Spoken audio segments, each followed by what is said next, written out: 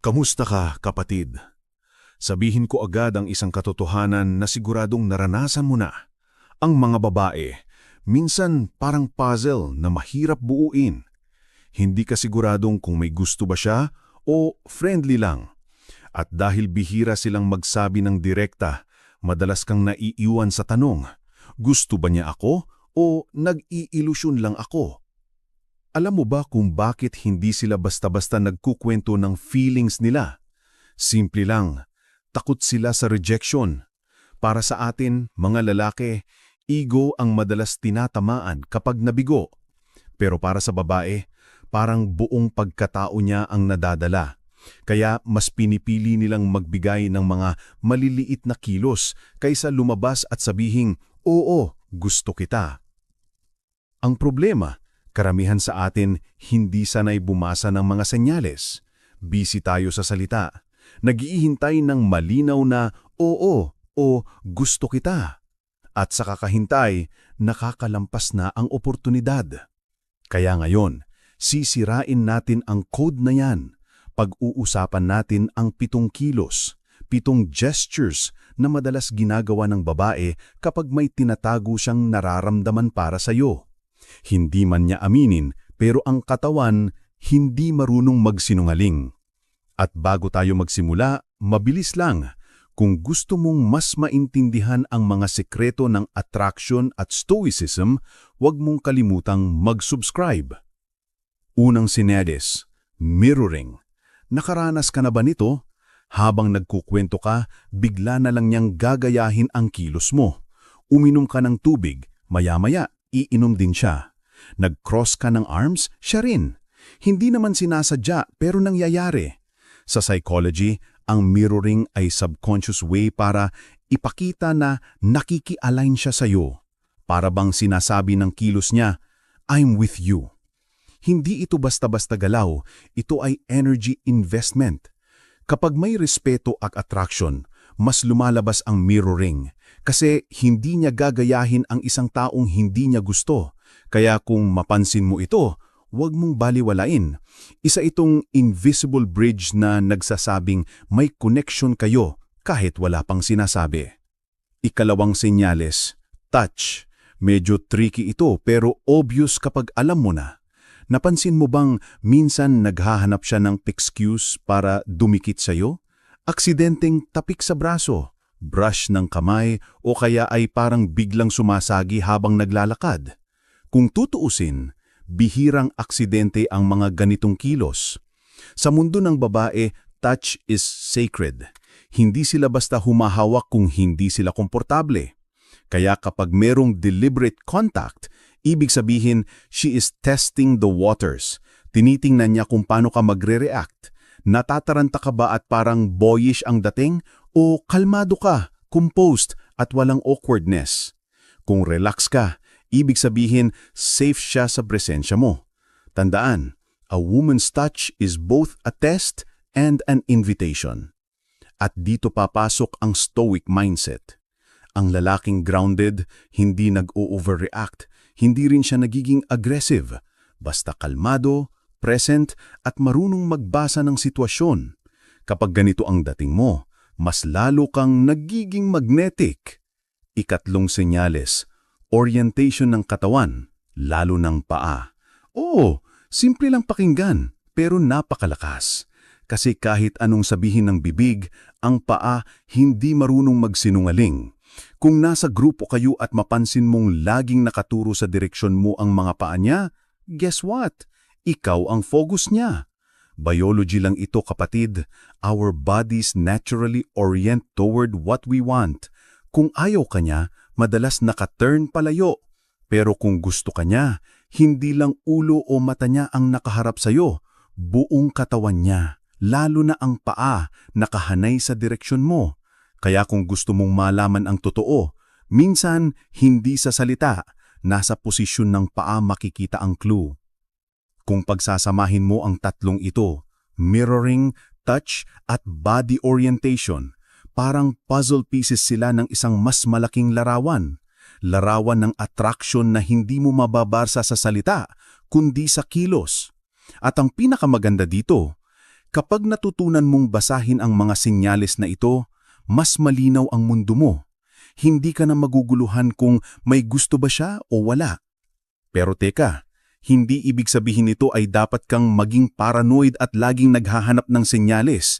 Tandaan mo, ang tunay na sikreto ay hindi lang sa kilos niya. Ang tunay na sikreto ay nasa loob mo, sa kalmado mong presensya, sa dignidad at respeto mo sa sarili. Dahil kung wala ka nito, kahit anong senyales ang makita mo, wala rin.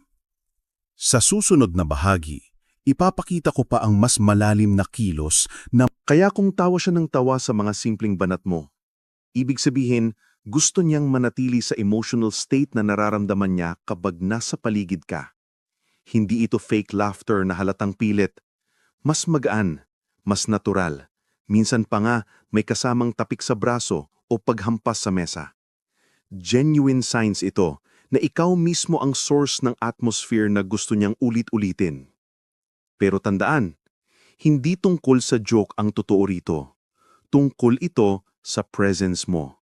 Ikaw ang dahilan kung bakit siya natatawa ng mas madalas. At kapag isang babae ay masaya kapag kasama ka, hindi niya iyon basta ipapakita kung wala siyang nararamdaman. At ngayon, ikapito at huling senyales, lingering. Anong ibig sabihin?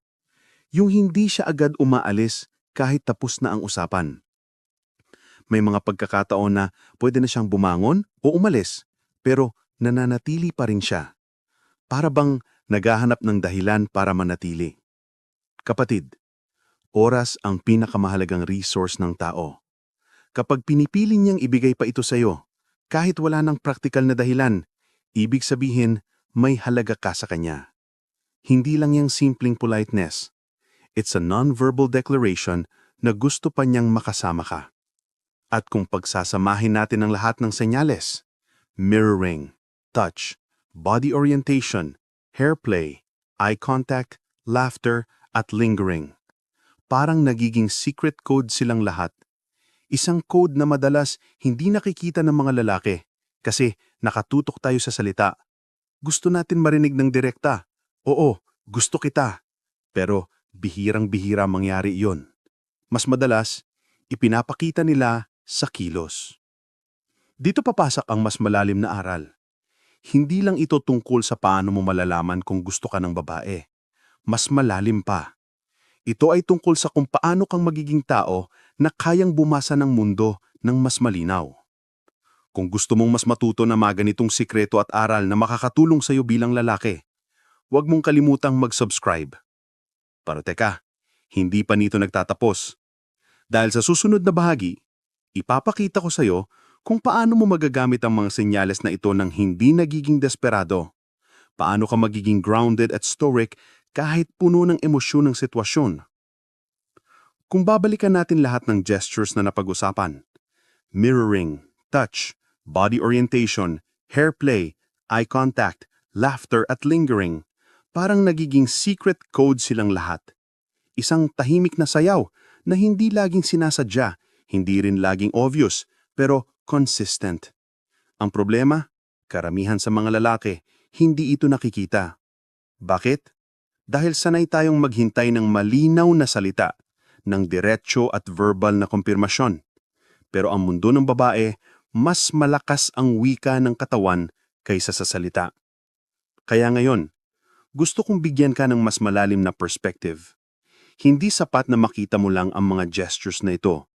Ang mas mahalaga, paano mo sila tatanggapin? Kasi pwedeng makita mo nga, pero kung desperado ka o hindi grounded, mawawala rin ang halaga ng mga senyales na ito. Kapatid, tandaan mo, ang tunay na attraction ay hindi lang tungkol sa kung ano ang ginagawa ng babae, kundi kung sino ka bilang lalaki. Kapag kalmado ang presensya mo, mataas ang respeto mo sa sarili, at hindi ka dependent sa validation ng iba, doon lumalabas ang natural na magnetism. Kaya nga, kahit walang sinasadya, kusa nilang ipinapakita ang mga gestures mga ito sa'yo. Isipin mo ito. Kapag grounded ka at marunong magdala ng sarili, nagiging ligtas siyang ipakita ang mga kilos na yon. Kapag hindi ka grounded at laging naghahanap ng kumpirmasyon, mas lalo siyang magsasara. Kaya ang unang trabaho mo ay hindi ang magbantay sa kilos ng babae, kundi ang ayusin ang sarili mong presence. Ito ang stoic mindset na dapat mong isapuso. Hindi mo kontrolado ang kilos at emosyon ng iba, pero kontrolado mo kung paano ka magre-react. Kaya kapag napansin mo ang mga gestures na ito, huwag kang masyadong ma-excite o mag-overthink. Basahin mo lang ng kalmado. Appreciate mo, pero huwag mong gawing sentro ng mundo mo. Dahil kapag ginawa mong misyon ng paghabol sa senyales, nawawala ang dignidad mo. Alalahanin mo rin na ang attraction ay hindi magic, hindi rin ito laro ng manipulation. It's a response. Ang mga gestures na ito ay natural lang lumalabas kapag ikaw ay isang lalaking may dignidad, may disiplina, at hindi desperado. Kaya imbes na ubusin ang oras mo kakahanap ng senyales, ubusin mo ang oras mo sa pagpapalakas ng sarili. At dito ko gustong magtanong sa'yo. Ilang beses ka na bang naging bulag sa mga ganitong senyales kasi masyado kang abala sa paghahanap ng malinaw na salita? Ilang pagkakataon na ba ang lumampas dahil hindi mo napansin na ipinapakita na pala niya sa kilos ang hindi niya masabi? Kung gusto mong mas malinaw na makita ang mga ganitong aral at sekreto, subscribe ka na ngayon. Ngayon, isipin natin ang mas praktikal na aspeto. Paano mo gagamitin ang kaalaman na ito sa totoong buhay? Una, maging present. Ibig sabihin, Ang stoic na lalaki ay grounded. Hindi siya naghahabol ng validation. Hindi siya nagmamadali. Hindi siya natitinag sa maliit na rejection dahil alam niya ang halaga niya at hindi ito nakasalalay sa atensyon ng kahit sino. At ito ang pinakamagandang enerhiya na naaamoy ng mga babae. Kapag ikaw ay buo, hindi kailangan ng sobra-sobrang effort, kusang lalabas ang mga senyales. Kaya ang tanong ngayon, paano ka magiging ganong klaseng lalaki? Una, ayusin mo ang sarili mong mundo. Huwag mong gawing misyon ang habulin ng atensyon ng kahit sino. Ang misyon mo ay gawing malinaw ang direksyon ng buhay mo. Pangalawa, panindigan mo ang disiplina. Kapag sinabi mong gagawin mo, gawin mo. Kapag nag-set ka ng standards, panindigan mo kahit pa mawalan ka ng tao sa buhay mo. Dahil ang tao na natatakot maiwan, siya ang laging talunan. Pero ang taong kayang tumayo mag-isa, siya ang sinusundan. At pangatlo, matutong pakinggan ang tahimik na wika ng mundo. Hindi lang sa gestures ng babae, kundi sa lahat ng bagay sa paligid mo. Kasi kung marunong kang maging present, mas malinaw mong makikita kung saan ka dinadala ng buhay. At dito nagiging totoo ang pagiging stoic. Hindi dahil wala kang nararamdaman, kundi dahil hindi ka alipin ng nararamdaman mo. Ngayon kapatid, gusto kong bigyan ka ng isang hamon. Sa susunod na encounter mo, huwag kang tumingin lang sa salita. Obserbahan mo ang kilos, ang titig, ang tawa, ang oras na binibigay niya sa'yo. Doon mo makikita ang hindi niya masabi. At kapag nakita mo na, tanungin mo ang sarili mo, handa ba akong maging lalaki na hindi lang nakakaintindi ng senyales, kundi may dignidad na kayang tumayo sa sarili? Kung umabot ka hanggang dito, ibig sabihin, seryoso ka sa paglago mo bilang lalaki. Kaya ito ang ritual natin. I-comment mo sa baba ang linyang ito. Hindi ako naghahabol, ako ang pinipili. At para mas makilala kita, sagutin mo rin, nakapunta ka na ba sa Siargo?